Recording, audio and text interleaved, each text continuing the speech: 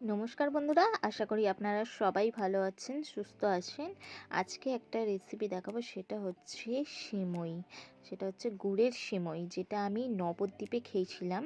নবদ্বীপে একটা ধামে আমরা গেছিলাম, গুরুদেবের শ্রী গুরুর আশ্রমে। ওখানে আমি এই জিনিসটা খেয়েছিলাম। আমাদের এতটাই ভালো লেগেছিল যে হঠাৎ করে মনে পড়লো ঘরে গুঁড়ো ছিল, তাই মাকে বললাম তো বানিয়ে নি মা। মা বললো বানা। তো চলুন তাহলে রেসিপিটা দেখে নেওয়া যাক কীরম হয়।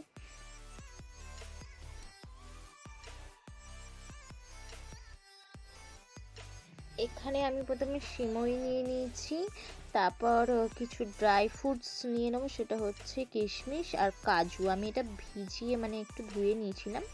আর নিয়ে নিয়েছি গুড়টাকে আমি ভালো করে একটু ছোট ছোট ছোট করে কেটে নিয়েছি।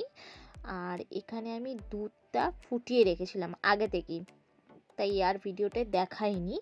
এবার আমি একটা কড়াইয়ে গরম করে তার মধ্যে ঘি দিয়ে দেবো। ঘিটা হালকা গরম হয়ে আসলে ওর মধ্যে আমি সিমইটা দিয়ে দেবো।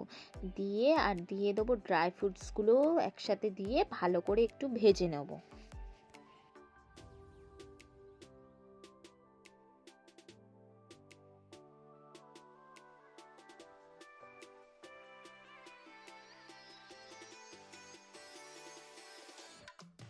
আমি এখানে 2 থেকে 3 মিনিটের মতো ভেজেছি একটু সিমইটাকে, লো ফ্লেম। তারপর আমি যে দুধটা ফুটিয়ে রেখেছিলাম সেই দুধটা দিয়ে দেবো, অল্প অল্প করে ঢেলে দেবো।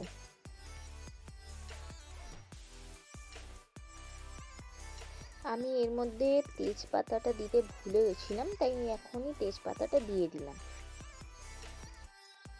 এবারে যে গুড়টা আমরা রেখেছিলাম সেই গুড়টা আমি দিয়ে দিচ্ছি, দিয়ে ভালো করে মিক্স করে নেব। যেহেতু গুড়টা ছোট ছোট করে আমি ভালো করে কেটে রেখেছি, তাই জন্য এইটা তাড়াতাড়ি ওর মধ্যে গলে যাবে।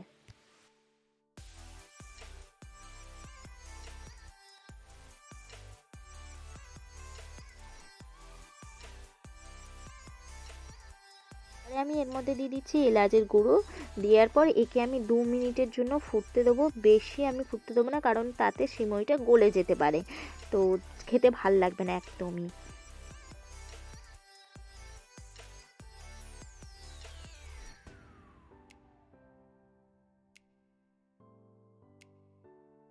মোটামুটি সিমইটা রেডি হয়ে গেছে, 2 মিনিটের জন্য ফোটা কমপ্লিট।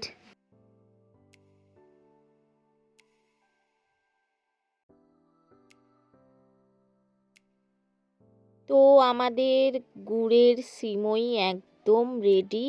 এতটাই টেস্টি হয়েছিল, পুরো সেম যেরকম খেয়েছিলাম ওরকম, মানে খুবই সুন্দর। একবার বানিয়ে দেখবেন আর কমেন্টে জানাবেন যে কীরম লাগলো আমার গুড়ের সিমই রেসিপি।